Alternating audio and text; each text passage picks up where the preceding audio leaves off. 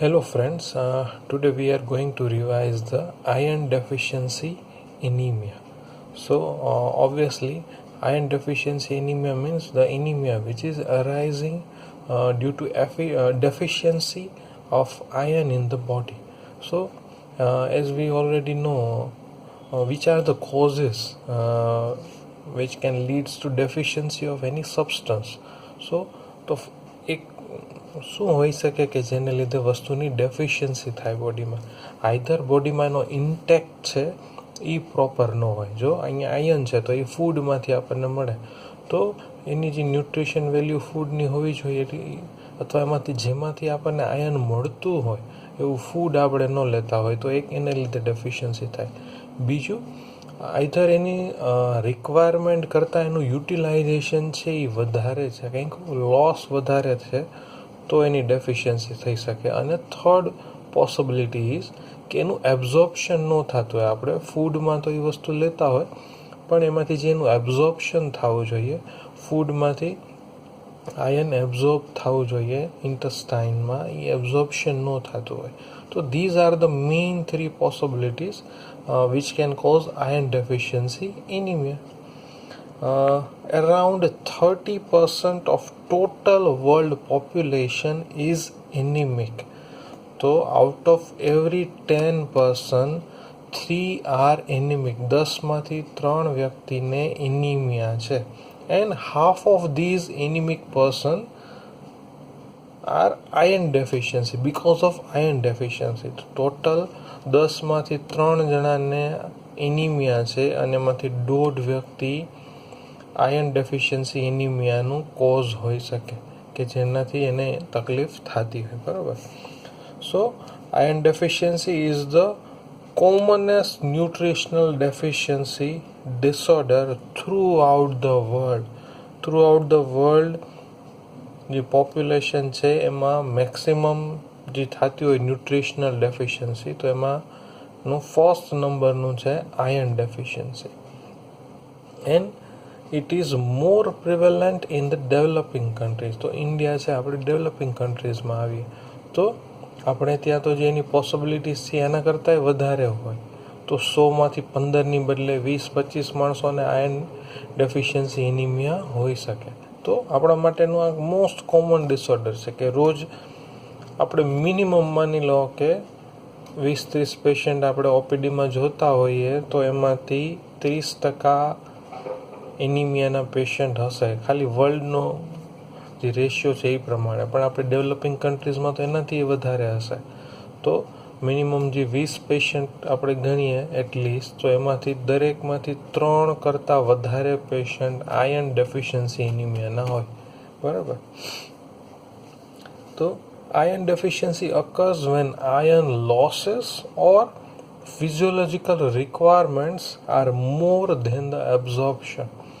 કાં either loss વધી ગયો અથવા બોડીમાં એની રિક્વાયરમેન્ટ છે એ એબ્ઝોર્પ્શન કરતાં વધારે છે. ઘણા એવા આપણે કોઝ જોશું કે એમાં બાકી બધું ફિઝિયોલોજી છે પણ એની ઇન્ક્રીઝ રિક્વાયરમેન્ટ છે, લાઈક લેક્ટેટિંગ મધર અથવા પ્રેગ્નન્ટ વુમન અથવા બહુ જ્યારે ગ્રોથ થતો હોય બાળકોનો, ડેવલપિંગ સ્ટેજ હોય ત્યારે એની રિક્વાયરમેન્ટ રેગ્યુલર જે ફૂડ લેવાતું હોય એમાંથી ફૂલફિલ ન થઈ શકતી હોય તો બાળકોને એનિમિયા ડેવલપ થઈ શકે. Adult men known as menstruating women daily require 1 milligram of iron. ખાલી 1 મિલીગ્રામ આયર્નની નોર્મલ એડલ્ટ મેલ અથવા એવી ફિમેલ કે જેને મેન્સિસ ચાલુ નથી, because if there is a loss in the menstruation she will require additionally 1 milligram. તો એક તો જોઈએ છે દરેક માણસને, પણ મેન્સ્ટ્રુએટિંગ વુમનને 2 મિલીગ્રામ જેટલા આયર્નની ડેઈલી રિક્વાયરમેન્ટ હશે. પણ એકચ્યુઅલી કેવું છે કે જેટલું આયર્ન આપણે કન્ઝ્યુમ કરીએ તો એ દરેક વસ્તુ એબ્ઝોર્બ નથી થતી. વેજીટેરિયન્સમાં એબ્ઝોર્પ્શનનો રેશિયો કમ્પેરેટિવલી જે નોન વેજીટેરિયન પીપલ છે એના કરતાં ઓછો હોય છે. ડાયટને લીધે બીજો કંઈ એમાં સંબંધ નથી કે ભાઈ તમે વેજીટેરિયન છો તો તમારે એબ્ઝોર્પ્શન ન થાય અને નોન વેજ પર્સનમાં એબ્ઝોર્પ્શન વધારે થાય, એવું કંઈ લોજિક નથી. પણ જે નોન વેજીટેરિયન ફૂડ છે એની અંદર આયર્ન છે ને એ હિમના ફોર્મમાં અવેલેબલ હોય, તો રેડીલી ફોર્મમાં અવેલેબલ છે. ફોર એક્ઝામ્પલ જે નોન વેજ ફૂડ લેવાતું હોય, લીવર છે, મસલ્સ છે, કે જે બધા કંઈ પણ નોન વેજીટેરિયન પ્રોડક્ટ્સ હોય, બીજા એનિમલ્સના મીટ ખવાતું હોય, તો એની અંદર આયર્ન છે એ હિમના ફોર્મમાં હોય, તો એનું એબ્ઝોર્પ્શન રેશિયો બહુ સારો હોય. પણ જ્યારે આપણને વેજીટેરિયન પર્સન છે તો એને આપણને શેમાંથી મળશે તો કે ગ્રીન લીફી વેજીટેબલ્સ અને બીન્સ. તો એ બે વસ્તુમાંથી જે આયર્ન મળે એ નોન હિમ આયર્ન હોય. એનું એક તો એબ્ઝોર્પ્શન એ ઓછું થાય અને એમાં કોન્સન્ટ્રેશનની થોડું કમ્પેરેટિવલી નોન વેજીટેરિયન ફૂડ કરતાં આયર્ન કોન્સન્ટ્રેશન એ ઓછું હોય. તો આપણે વધારે બીન્સ લેવા પડે આપણા ડાયટમાં, વધારે ગ્રીન લીફી વેજીટેબલ્સ છે એનો યુઝ કરવો પડે two avoid developing iron deficiency in our body. So iron is derived from first green leafy vegetables, beans and meats, liver etc. તો કોઈ પર્સન વેજીટેરિયન છે તો આપણે એને કહીશું કે ભાઈ લીલા શાકભાજી ખાઓ અથવા બીન્સ ખાઓ. તો બીન શેપના જે બધા કઠોળ આવે છે, મગ, મઠ, ચોળા, રાજમા, તો એ બધી વસ્તુનું ખોરાકમાં પ્રમાણ વધારવાનું, તો આયર્નની ડેફિશિયન્સી ન થાય. જરૂરી નથી કે આપણે નોન વેજ ફૂડ જ લેવું, આપણને વેજીટેરિયન ફૂડમાં પણ ઇઝીલી અવેલેબલ છે, તો એ આપણે કરી શકીએ. કોઈ પર્સનને આપણે ફોર્સ ન કરી શકીએ. કોઈ પર્સન જો ખાતા હોય તો well and good, non vegetarian food ખાય છે તો ઓકે, તો એની વસ્તુ સજેસ્ટ કરી શકાય. પણ જો વેજીટેરિયન પર્સન છે તો એના આપણી પાસે નોલેજ અવેલેબલ હોવું જોઈએ કે ભાઈ તો એ શેમાંથી મળશે તો કે ગ્રીન લીફી વેજીટેબલ્સ અને બીન્સમાંથી આપણને આયર્ન મળી શકે. તો વોટ આર ધ કોઝિસ, ઇટિયોલોજી શું છે કે જેને લીધે આયર્ન ડેફિશિયન્સી ડેવલપ થાય and then letter on anaemia develop થાય. તો iron deficiency results from disturbed balance between absorption and requirement or due to blood loss. જે બ્લડ લોસ એનિમિયા છે અથવા કોઈ પણ એવા કોઝ છે કે જેની અંદર બ્લડ લોસ થાય છે, તો એ દરેક કોઝ આયર્ન ડેફિશિયન્સી પ્રોડ્યુસ કરશે અને એને લીધે એનિમિયા થશે. તો ફર્સ્ટ કોઝ છે આયર્ન ડેફિશિયન્સીનું, that is increase blood loss. કોઈ પણ જગ્યાએથી બ્લીડિંગ થાય છે, then that bleeding causes the iron deficiency. તો વિચારતો ઓર્ગન્સ અથવા કઈ એવી જગ્યાઓ છે કે જ્યાંથી બ્લીડિંગ થઈ શકે. તો બોડીમાં દરેક ઓરિફિસીસ છે ત્યાંથી બ્લીડિંગ થઈ શકે આપણને. તો આપણે એને સિસ્ટમ વાઇઝ જોતા લઈએ. તો ફર્સ્ટ છે યુટરાઇન બ્લીડિંગ.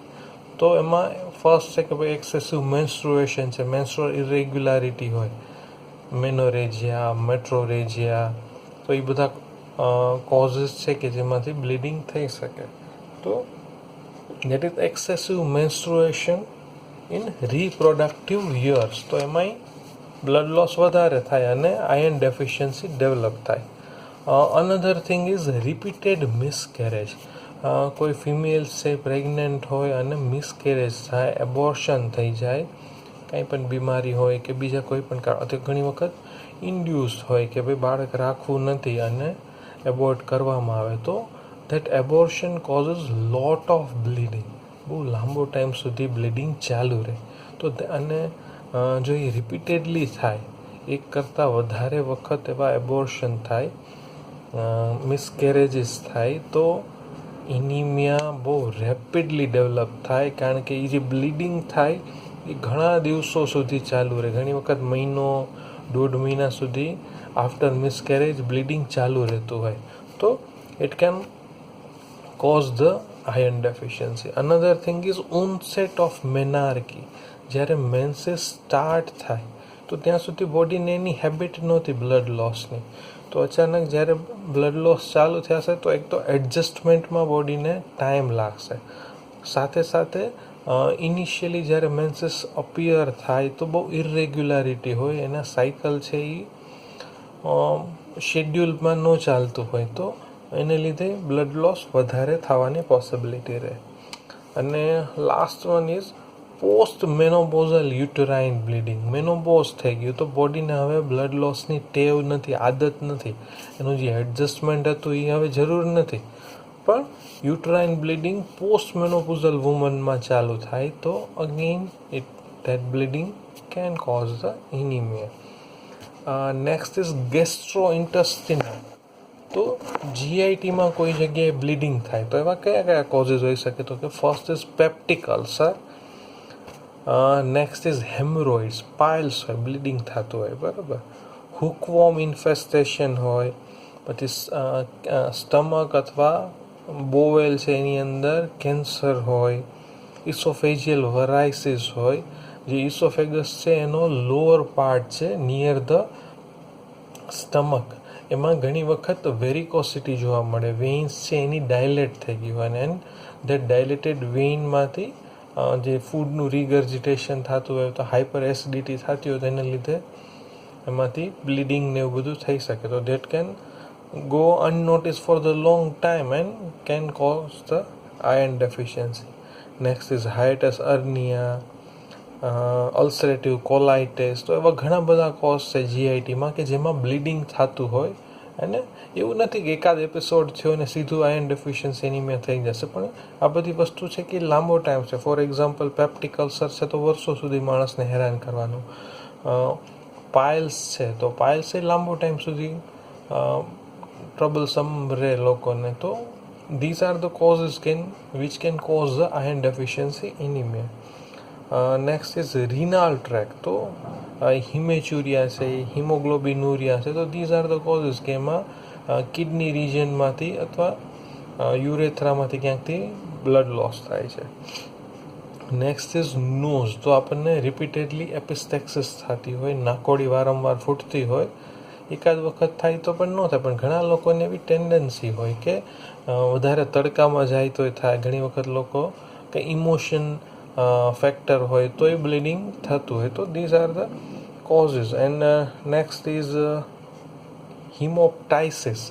લંગ્સમાંથી ક્યાંય એલ્વિયોલાઈમાંથી અથવા ટ્રેકિયામાંથી ક્યાંયથી બ્લીડિંગ થતું હોય, હિમોપ્ટાઇસિસ.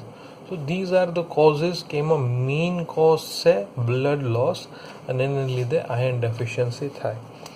Next is increase requirement. બોડીની હવે રિક્વાયરમેન્ટ વધી ગઈ, જેનું ઓરિજિનલ કમ્પેન્સેટેડ સ્ટેટ છે એને ઓવરલેપ કરી ગયું, રિક્વાયરમેન્ટ વધી ગઈ. તો in cases of growth in the infancy, childhood, adolescence, કે જ્યારે ગ્રોથ બહુ ઝડપથી થાય, સ્પોર્ટ્સ ઓફ ગ્રોથ, આમ ક્વિકલી ગ્રોથ થવા માટે. ટૂંકમાં આપણે ઘણી વખત એવું જોયું છે કે ભાઈ છોકરાઓ છે એ નાના હોય પણ અચાનક 4-6 મહિનામાં એની હાઇટ વધવા માંડે, એનું સ્ટ્રેચર છે એ આમ બ્રોડ થવા માંડે. તો ધીઝ આર ધ ફેક્ટર કે એમાં ઇન્ક્રીઝ રિક્વાયરમેન્ટ છે, બોડી સ્ટ્રક્ચરમાં સડનલી ચેન્જીસ થવા માંડ્યા, તો then there is increase requirement.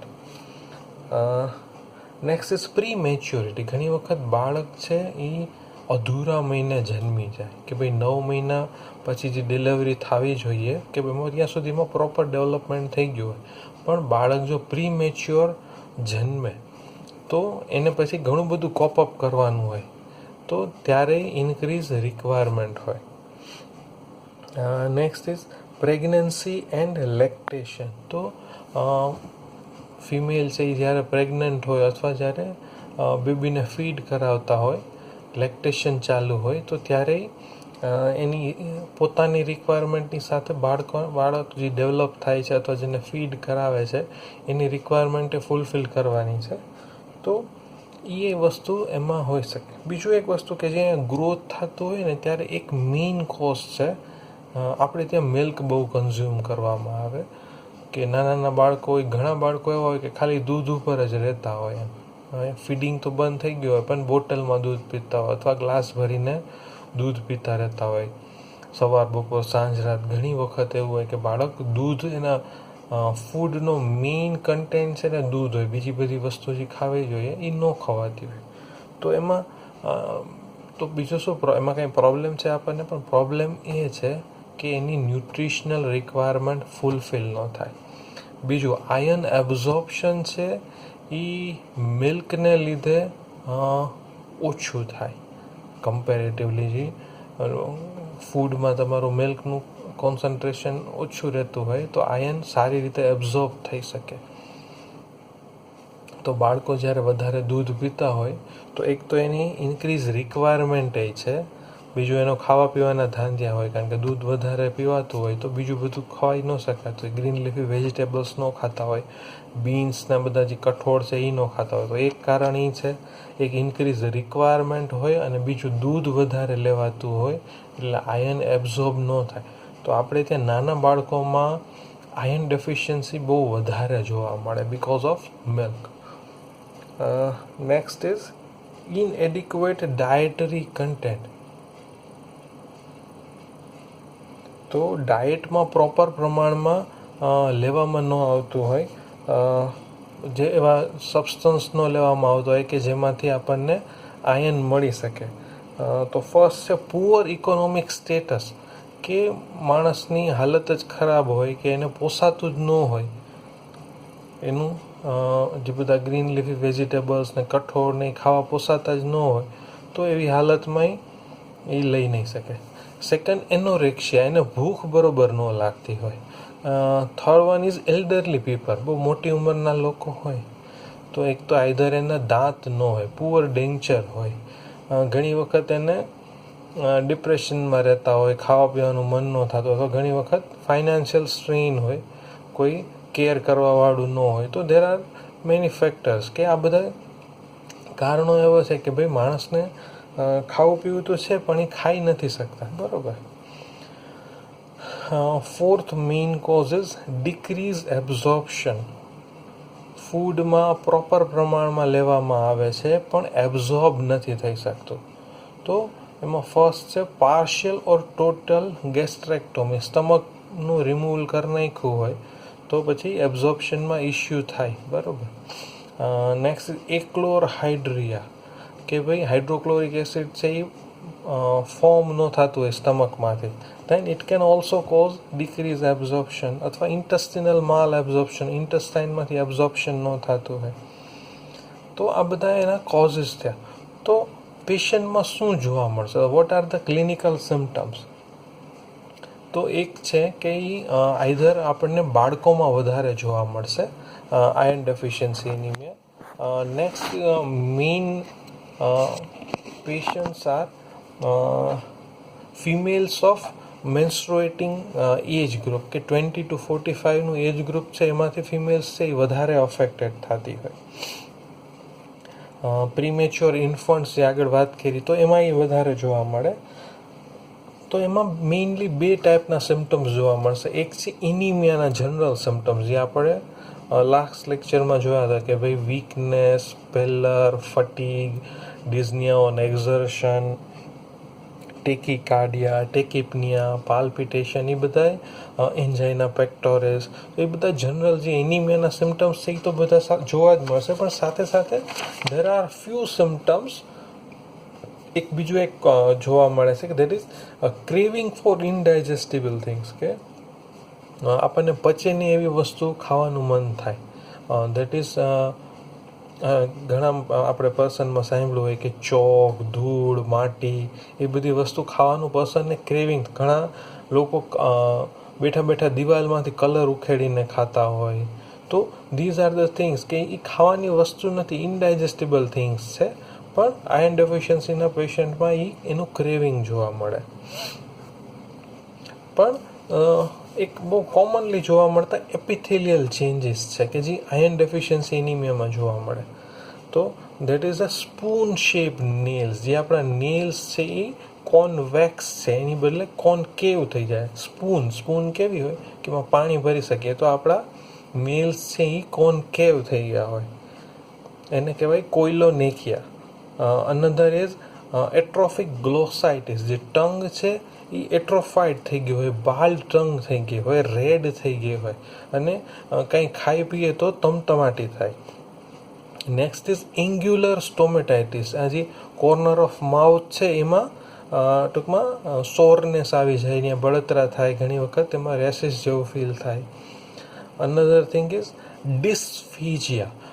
ઇસોફેગસનો જે અહીંથી ઓપનિંગ થતું હોય એ ભાગમાં થીન મેમ્બ્રેનસ વેબ જેવું ફોર્મ થયું હોય, એને લીધે પર્સન છે કાંઈ પણ ખાય તો એને બહુ ખૂંચે, દુખાવો થાય, તો એ પ્રોપર જમી ન શકે. તો these are the extra symptoms other than the regular anaemic symptoms. તો આપણે પેશન્ટમાં ઇન્વેસ્ટિગેશન શું કરાય, તો કે જે જનરલ ઇન્વેસ્ટિગેશન કરાવીએ કે ભાઈ સીબીસી કરાવીએ, તો એમાં આરબીસી આપણને કેવા જોવા મળશે કે ભાઈ માઇક્રોસાઇટિક હાઇપોક્રોમિક. આરબીસી નાના હશે અને એનું પિગમેન્ટેશન એ ઓછું હશે. નેક્સ્ટ છે આયન. તો સીરમ આયન લેવલ છે એ પર્સનનું ઓછું હશે, તો આયન ડેફિશિયન્સી છે તો એના બોડીમાં આયનની ડેફિશિયન્સી જોવા મળશે. એના સિવાય બીજા ઇન્વેસ્ટિગેશન કરાવી શકીએ કે ભાઈ મેઇન તો આપણે એનો કોઝ ફાઇન્ડ આઉટ કરવું જોઈએ કે ભાઈ કોઈ બ્લીડિંગનું કોઝ નથી ને કે જેને લીધે પર્સનને ઇનિમિયા ડેવલપ થાય છે. તો અપર જીઆઈ સ્કોપી કરવામાં આવે અથવા બેરિયમ સ્ટડી કરવામાં આવે, અને બહુ એજેડ પર્સન હોય તો કોલોનોસ્કોપી એ કરી શકાય. તો આ બધા ઇન્વેસ્ટિગેશન છે કે એનાથી ફાઇન્ડ આઉટ કરવાનું કે પર્સનને કંઈ છે તો નહીં ને કે ભાઈ એવું કોઝ નથી કે જેને લીધે એનું બ્લડ લોસ થાય છે. તો હવે નેક્સ્ટ ઇઝ ટ્રીટમેન્ટ. તો એને ટ્રીટ કેવી રીતે કરશું? તો ફર્સ્ટ થિંગ, જે બધા કોઝ પહેલાં ફાઇન્ડ આઉટ કર્યા છે તો એના ઉપરથી જે કોઝ છે એને રેક્ટિફાય કરવાનું, અને નેક્સ્ટ ઇઝ ટ્રીટમેન્ટ કે ભાઈ ડેફિશિયન્સી છે તો એને આયનની ટેબ્લેટને ચાલુ કરાવી શકાય. અને જો બહુ સિવિયર આયન ડેફિશિયન્સી તો બહુ સિવિયર એનિમિયા હોય તો બ્લડ ટ્રાન્સફ્યુઝન પણ કરાવી શકાય. Okay, thank you.